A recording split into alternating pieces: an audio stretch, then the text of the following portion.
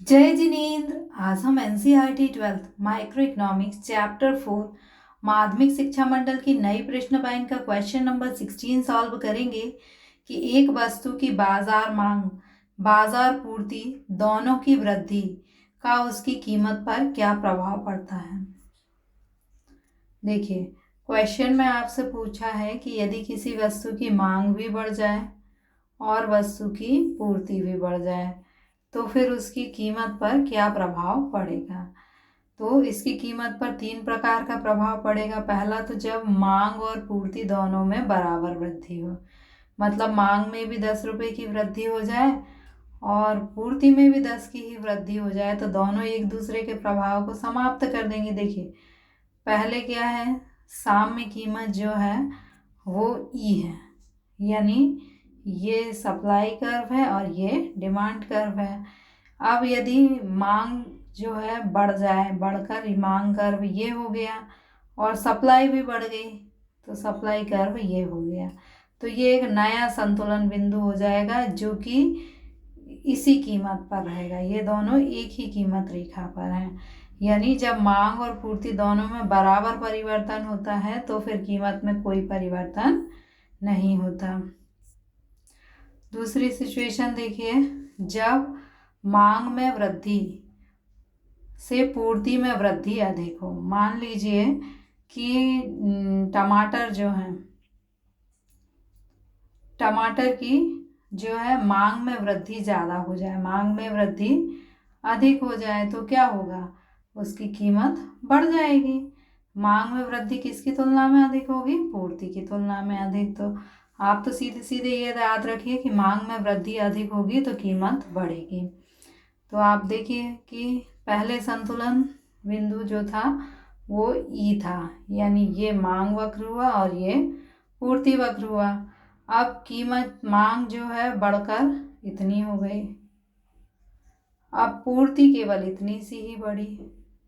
मांग इतनी बढ़ी और पूर्ति केवल इतनी सी बढ़ी। मांग में वृद्धि अधिक है इसलिए कीमत जो है ये नए संतुलन बिंदु पर कीमत कितनी हो जाएगी, ये हो जाएगी P1 हो जाएगी।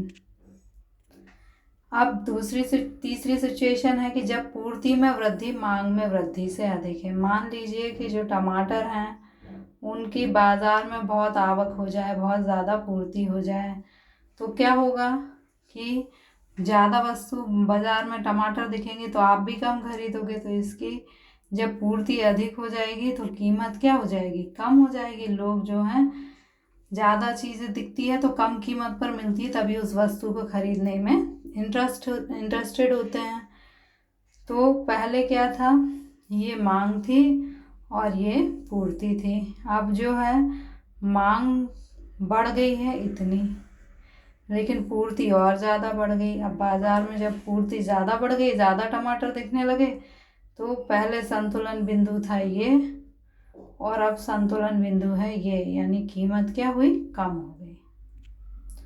तो सिंपली 3 सिचुएशन है, जब मांग और पूर्ति में बराबर वृद्धि होती है तो कीमत में कोई परिवर्तन नहीं होता। जब मांग में वृद्धि अधिक होती है तो कीमत बढ़ जाती है, जब पूर्ति में वृद्धि अधिक होती है तो कीमत कम हो जाती है।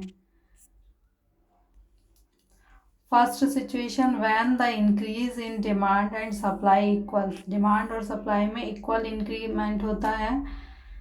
पहले डिमांड और सप्लाई ये थे, डिमांड बढ़ गई और सप्लाई भी बढ़ गई, दोनों बराबर बढ़े हैं तो उसी जो प्राइस पर संतुलन दूसरे बिंदु पर शिफ्ट हो गया, कीमत में कोई परिवर्तन नहीं होगा।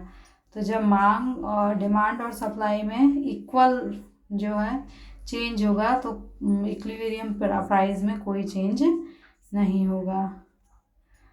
When the increase in demand excess, यानी डिमांड में एक्सेस चेंज हो, इंक्रीजमेंट हो और सप्लाई में कम इंक्रीज हो तो उससे क्या होगा कि मान लीजिए कि टमाटर मार्केट में ज़्यादा आ जाए।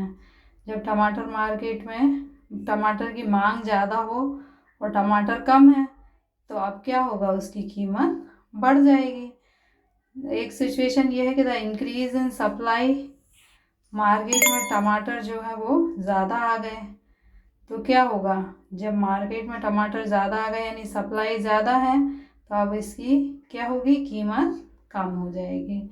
तो 3 सिचुएशन है। फर्स्ट सिचुएशन है कि डिमांड और सप्लाई में इक्वल इंक्रीमेंट हो, तब क्या होगा, प्राइस में कोई चेंज नहीं होगा।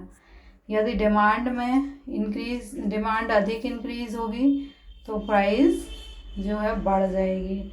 यदि सप्लाई अधिक इंक्रीज होगी तो प्राइस डिक्रीज हो जाएगी। Thank you.